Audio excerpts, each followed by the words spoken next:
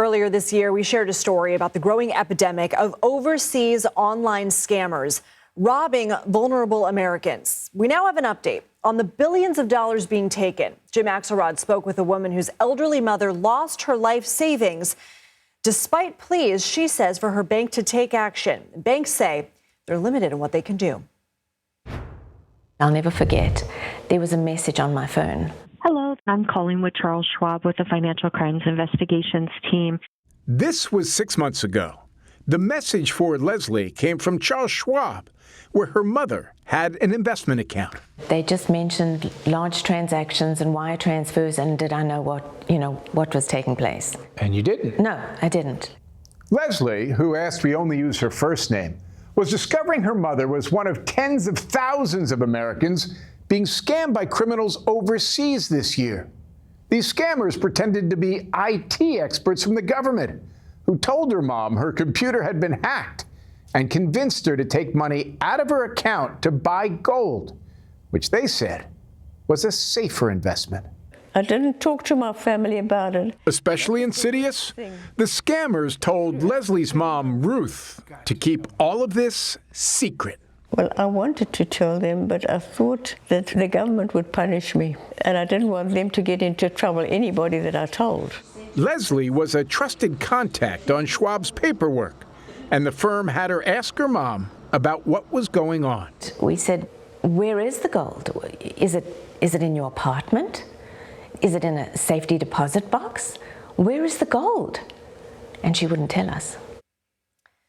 Heartbreaking. CBS News correspondent Jim Axelrod joins us now. First, let's start with what Charles Schwab is saying. So what they're telling us is they wouldn't do an interview, but they wanted to emphasize that it's very difficult when you get into the business of telling a client they can't do what they want to do with their own money. So essentially they're saying, look, if you call us and you want to take your money out, you want to wire it to somebody, it's not our place to say, what's going on? Well, they're saying that, let's say, for instance, they stop somebody from accessing their own money and they wanted to put it into a perfectly legit investment that would then bear a lot of return. Then who's on, if the customer comes in and says, you didn't let me make money I wanted to make, they want government backing. Schwab and other large financial institutions, they want the government to say, no.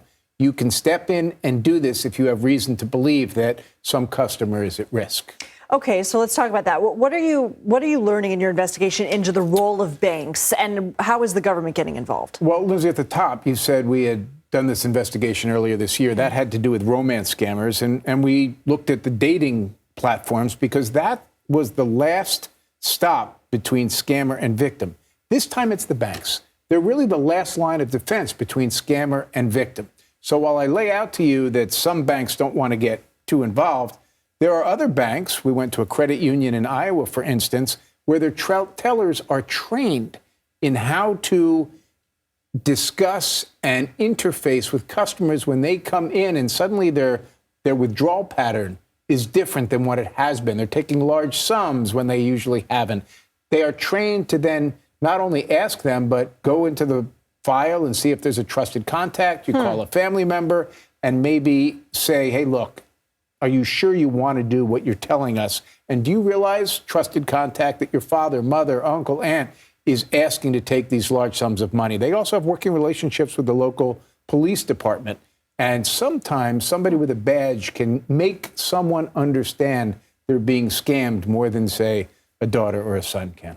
Fascinating. This investigation obviously is multifaceted. Many members of the CBS News team working on it. What are some of the big takeaways you want people to walk away with? I think we're going to be able to give viewers a look at something they haven't seen before. Deborah Pata, the distinguished correspondent in Africa, has gone into a boiler room in Ghana where these scammers make it happen, where they are bilking these hundreds of millions, billions of dollars from Americans, and actually confronts the scammers and have them explain why they do what they do.